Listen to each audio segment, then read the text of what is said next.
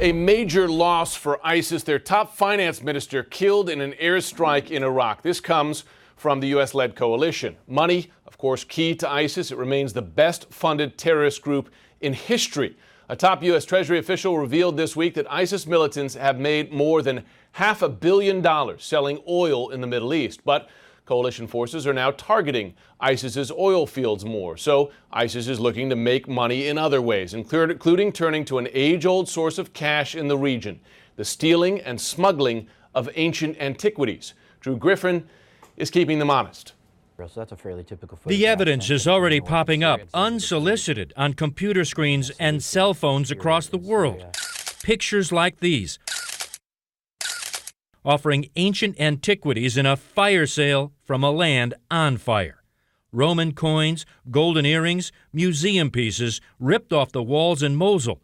The seller, ISIS. The buyer, the highest bidder. They loot everything that's not nailed down. Michael Dante is academic director of the American School of Oriental Research. He consults for the State Department on what he sees as ISIS's systematic looting of the Middle East's ancient past. They actively promote looting among their fighters as a way to generate income for the organization. They don't make this a secret. It's done brazenly, very overtly. In February, ISIS destroyed statues at the Mosul Museum. In October, it was the 1,800-year-old arch in Palmyra blown up, images that caused worldwide condemnation. But there's something ISIS isn't showing you, and that's what it's keeping and selling. This Hercules is a museum piece. This piece of pottery from a repository in Raqqa, still bearing its registration number. They're looting antiquities from archaeological sites, but they're also robbing cultural repositories, universities, libraries, archives, private collections. And they're, of course, involved in the deliberate destruction of heritage places for ideological reasons. On a weekly basis, we spend most of our time tracking that with Islamic State. It is the smaller items that pose the biggest problems.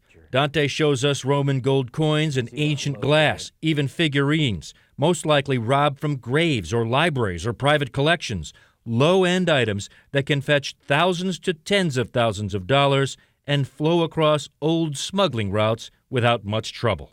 Yeah, you could easily put this inside of a laptop bag. This collection being sold in a batch could literally be walking out of Syria right now, if it hasn't already. With antiquities, a single trafficker can walk across the border, slip through a hole in the Turkish border fence, empty their pockets, and make $40,000 or $50,000 on the antiquities that they've carried across. Last May, U.S. Special Forces raided a Syrian outpost and killed an ISIS leader named Abu Sayyaf. It turns out he was an ISIS moneyman in charge of a massive smuggling operation. Evidence found helped coalition forces target refineries, oil pipelines, and finally start attacking those tanker trucks used to haul oil out. But the raid also found clues that pointed to a business-like system of looting antiquities. Actual permits giving grave robbers, archaeological scavengers, and thieves ISIS-issued permits to dig. We can see from the satellite photographs, for example, that it is industrial-scale looting, and that there are also credible reports, of course, through the Abu Sayyaf documents, that this does feed into terrorist financing. Bonnie Magnus Gardner is with the FBI's Art Theft Division. Along with experts across the world, the FBI is trying to document the damage, the looting, and smuggling, identifying items that can be tracked down and, after the war, returned to their home countries. But right now it appears the antiquities are flowing out of the war zone in increasing numbers. We have credible information that offers have been made to U.S. people and institutions. Can you give me any kind of details about how those offers were made? Were they cell phone offers? Were they, social media pitches? No, I really can't go into details, but they are credible reports. Matthew Levitt studies ISIS financing for the Washington Institute for Near East Policy. The fact that stolen antiquities are becoming a bigger source of funding shows success in containing other sources of ISIS cash, but the terror group, he says, is resilient. As oil revenues drop or get hampered, the hunt for antiquities and smuggling and permit issuing increases.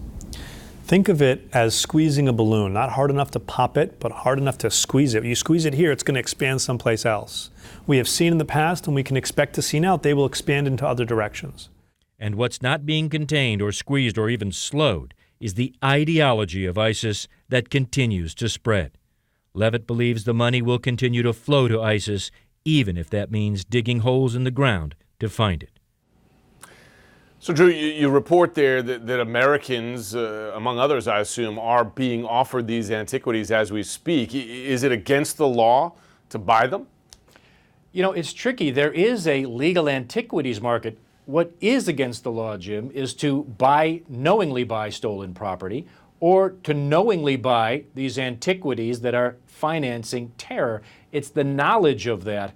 The best the FBI and other countries can do is to warn people, if you don't know exactly where this is coming from and have proof that it's coming from a legal area, you should probably stay away. But, you know, we're dealing with a very, very murky market here.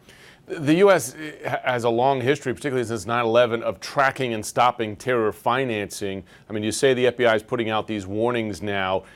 What else can be done or is being done to stop this very lucrative trade? It's very difficult. The experts I talk to say it's difficult for two reasons. One, they don't have a handle on it. Two, a lot of this can be bartered. They don't even have to change money. So they can just, you know, walk it across the border and basically, you know, trade it for whatever they need. The best they can do, try to identify this stuff, especially the museum pieces, document where it came from, where it possibly went to, and when this whole mess is over, try to track it down and repatriate to what we hope will be a stable government both in Iraq and in Syria, Jim.